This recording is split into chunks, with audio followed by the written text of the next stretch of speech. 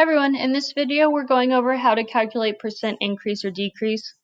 So we'll just do one problem. So the price of a meal increased from $10 to $12. What is the percent change? Okay, so we know that it increased $2, but we need to figure out what percent of the original amount did it increase. Okay, so I have my number line here. So I know that percents always go on the bottom, so I start 0% and $0. And then I'm going to put 10. So 100% of the original price would be $10. So that's our starting point. And then the price increased up to $12. So I'm kind of just setting up the problem now. So again, we know that the price increased $2, right? Because 10 plus 2 would be 12. So our job is to figure out, okay, well then what's the percent increase that matches up with it down here? So this box will tell us our percent increase. We know it's an increase because the price is getting larger.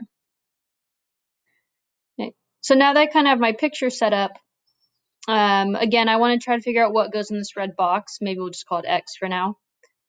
So I know that these two go together because they're lined up. Okay, so do it down here. So I have 10 over 100. That's one fraction. And then my other fraction, these two values match up, the $2 and the X. So I'm going to put $2 over X.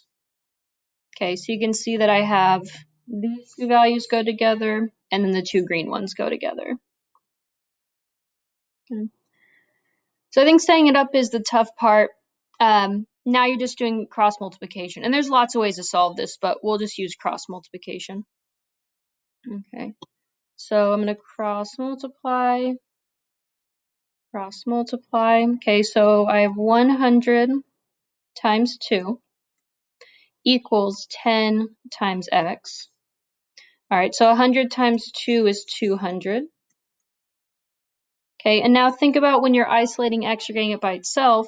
This is 10 times X. So the opposite of multiplying by 10 is dividing by 10, and I want to do the same thing on both sides. So if I do that, I have X equals, and 200 divided by 10 would be 20. So that means that that's my percent increase is 20%. So there is a 20% increase, again, because the amount of money went up in this problem. So I could plug in my 20% right here, and that would be the percent change. And you would do the same idea if it was a percent decrease as well.